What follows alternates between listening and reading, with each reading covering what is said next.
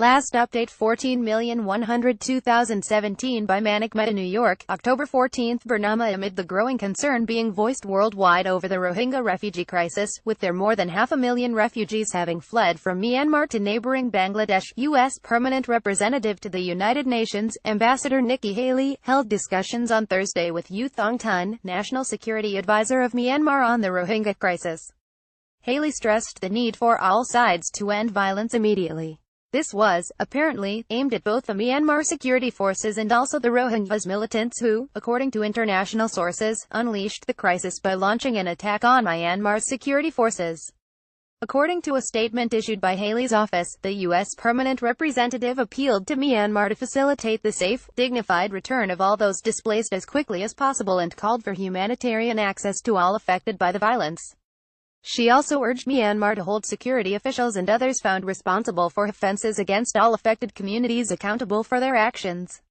U Thong, who has been in New York for some time, has been holding talks with UN officials and U.S. diplomats, trying to explain the genesis of the crisis and Myanmar's efforts to try to defuse it. But his efforts have not been convincing, as far as the UN and other NGOs and particularly, human rights groups are concerned. Indeed, human rights groups have documented that an ethnic cleansing of the Rohingya Muslim minority was underway. U Thong has been telling American interlocutors that the Rohingya refugees who have fled the country may not want to return to their homes anyway, adding that we can't take just everybody, they must want to come back. He has been avoiding facing the U.S. media, which has been trying hard to interview him. Meanwhile, UN sources told Burma that UN relief agencies are working overtime to grapple with the refugee outflow into Bangladesh, which faces a humanitarian emergency with hundreds of thousands of refugees now depending on humanitarian assistance for shelter, food, water and other life-saving needs, says the United Nations Migration Agency. The seriousness of the situation cannot be overemphasized, said the chief of mission Bangladesh at the International Organization for Migration IOM, Surat Dash, in a statement. While aid agencies said an estimated 536,000 people have fled Myanmar and arrived in Cox's Bazar in Bangladesh over the past 47 days, the arrival numbers have spiked again with an additional 15,000 crossing into Bangladesh between October 9 to 11. These people are malnourished and there is insufficient access to clean water and sanitation in many of the spontaneous sites. They are highly vulnerable. They have fled conflict, experienced severe trauma and are now living in extremely difficult conditions, Dash said.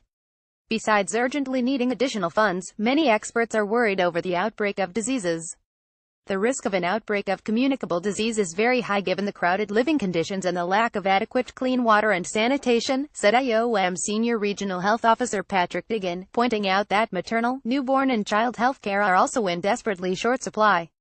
Speaking to reporters at UN headquarters in New York after a closed-door meeting with the Security Council, which include non-council members from Myanmar and Bangladesh, as well as representatives of civil society, former UN Secretary-General Kofi Annan, who now chairs the Advisory Commission on Rakhine State, said he had held good discussion focusing mainly on the report produced by the Commission, which was welcomed by the UN in August.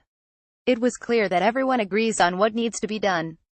In the short term, stopping the violence, getting humanitarian aid to those in need, and helping with the dignified and voluntary return for those refugees in Bangladesh, he explained. This particular point is not going to be easy, he continued, stressing that the refugees would only go back if they had a sense of security and confidence that their lives would be better. Annan recalled that his report had stated that the refugees not be put in camps and that they must be allowed to go back to their villages and helped to rebuild and reconstruct their lives. He went on to say that key question of citizenship and verification was a real problem for the Muslim community.